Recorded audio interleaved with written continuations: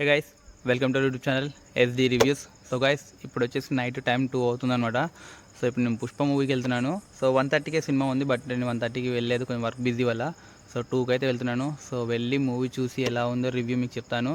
So ఇది present వెళ్తున్నాను. So వెళ్ళిన తర్వాత మీకు థియేటర్లో అంటే మూవీలో ఉండే మెయిన్ ప్లస్ పాయింట్స్ ఏంటి, ఇది హైలైట్స్ అనేవి క్యాప్చర్ చేసి మీకు లాస్ట్లో పెడతాను.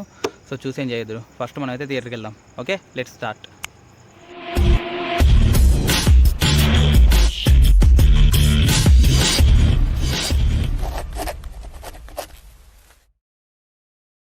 సో గైస్, మనం పొద్దున్నే వెళ్తున్నాం కాబట్టి రోడ్లు చూడండి ఎంత ఖాళీగా ఉన్నాయో.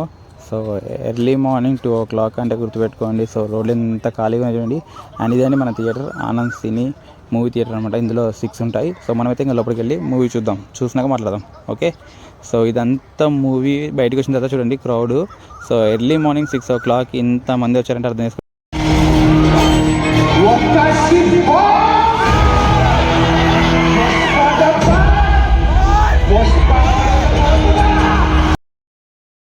హే గైస్, సో ఫైనల్గా మూవీ అయితే ఎప్పుడే మనం చూసి వచ్చాము. సో నా కళ్ళింగా రెడ్గా ఉన్నాయి. సో నైట్ అంతా నిద్ర లేదు.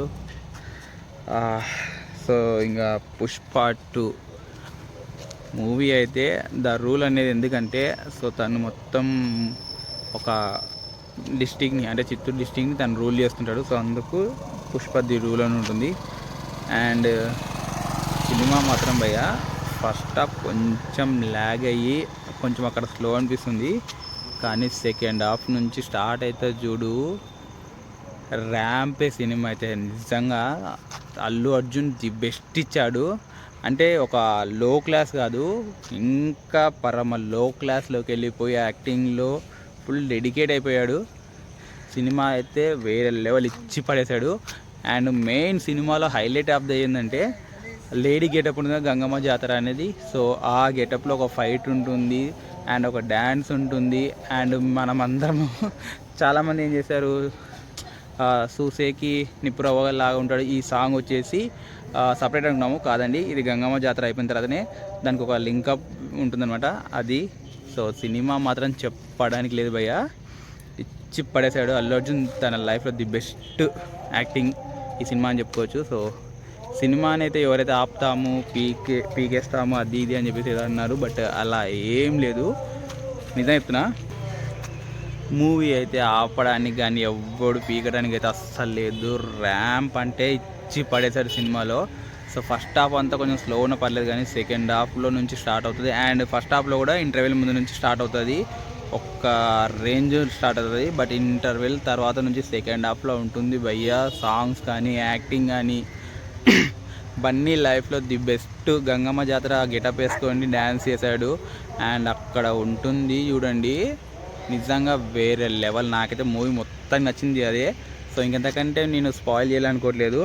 అండ్ ఇక్కడ ఒక అందరికీ సస్పెన్స్ ఏంటంటే పుష్ప 3 కూడా ఉంది. సో దానికి 3కి రీజన్ ఏంటి అనేది తెలియాలంటే మనం ఇంకొన్ని రోజులు వెయిట్ చేయాలి.